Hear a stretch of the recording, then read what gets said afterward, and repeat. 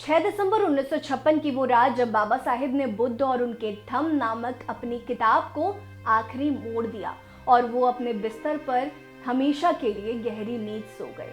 बहुतों का कहना है कि हमारे संविधान निर्माता की मृत्यु बीमारी के कारण हुई, तो दूसरी तरफ बहुत सारी आंखें ये भी इशारा कर रही हैं कि अंबेडकर की मृत्यु के पीछे कोई गहरा राज है। इन बातों से कोई इनकार भी नहीं कर सकता, क्योंकि बाबा साहेब जिस तरह से उन दिनों लोकप्रियता की ऊंचाइयों पर थे, उनके लिए मन में कोई भी द्वेष लेकर बैठ सकता था। इस चीज का एक प्रमाण आपको इससे भी मिल जाएगा कि अंबेडकर की मौत की जांच के लिए गठित आयोग की रिपोर्ट संसद में अभी तक पेश नहीं की गई है।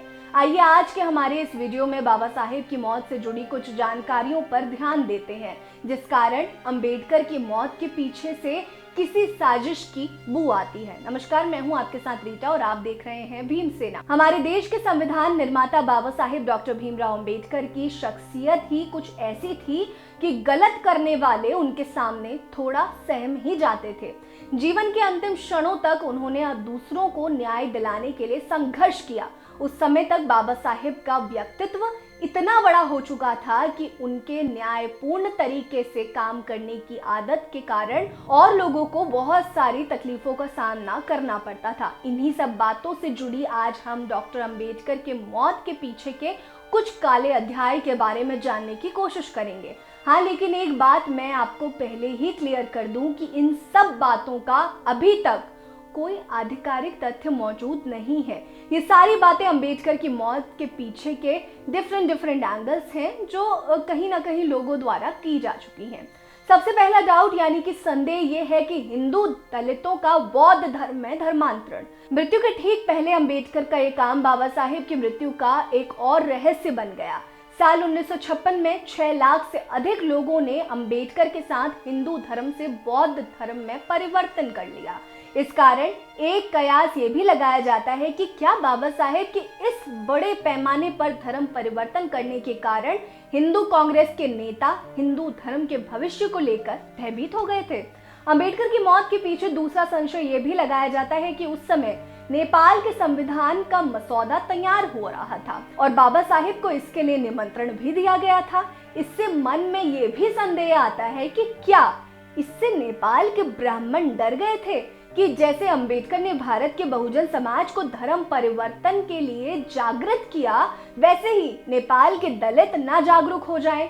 कहा जाता है कि नेपाल के ब्राह्मणों ने भारत के ब्राह्मणों के साथ मिलकर उनकी मृत्यु की साजिश रची थी। भारतीय समाज स्त्री पर लांछन लगाने से कभी पीछे नहीं रहता और ना कभी इससे बाज आएगा। ठीक इसी तरह बाबा साहेब की पत्नी सविता कबीर के साथ हुआ था। एक दलित युवा ने अंबेडकर से जब पूछा कि आपने ब्राह्मण महिला से शादी क्यों की, जिस पर अंबेडकर ने उत्तर दिया, मुझे नहीं पता कि मैंने सही किया या गलत, लेकिन मेरा अनुसरण मत करना। बाबा साहेब की पत्नी सविता पर इसलिए भी डाउट होता है क्योंकि बाबा साहेब की पत्नी से जब डॉक्टर ब्लड सैंपल लेने के लिए गए थे और पोस्टमार्टम के लिए डॉक्टर अंबेडकर की बॉडी को ले जाना चाहते थे, अनुमति लेने के लिए गए, तो उन्होंने उससे साफ इनकार कर दिया। यानी कि सविता ने डॉक्टर अंबेडकर के ब्लड सैंपल्स लेने से और पोस्टमार्टम करने के लिए मना कर दिया। तो एक संशय इसलिए भी उठता है। इस बात पर डिक सक्सेना की एक रिपोर्ट भी आई थी जिसमें कहा गया था कि अंबेडकर की मृत्यु की आधी रात को डॉक्टर मालवणकर के पास एक फोन कॉल आया था, जिस कारण अंबेडकर के चाहने वाले उनकी पत्नी को भी संदेह की नजरों से देखते हैं। अंबेडकर की मौत के इन एंगल्स में एक और चीज है जो बाबा साहेब की मर्डर मिस्ट्री को और मजबूती देती है। आपको शायद पता हो कि अंबेडकर की मृत्यु की जांच करने के लिए एक जांच टीम का गठन किया गया था। आपको जानकर हैरानी होगी कि जांच के लिए गठित आयोग की रिपोर्ट संसद को आज तक नहीं दी गई है। इसी कारण उस समय के राष्ट्र कांग्रेस नेताओं पर बाबा साहेब की मृत्यु के संदेह के बादल मंडराते रहते हैं। उस समय अंबेडकर ने कश्मीर में अनुच्छेद 370 का और सीज फायर के उल्लंघन का विरोध किया था। जानकारों का कहना है कि इसी कारण अंबेडकर ने अपने इन विद्रोहों से कांग्रेसी नेताओं को अपने भविष्य के प्रति भयभीत कर दिया था। बाबा साहेब की मौत के पीछे के इन सभी एंगल्स के कारण डॉक्टर अंबेडकर की मृत्यु के बारे में ये संदेह है कि पूर्व नियोजित हत्या हो सकती है।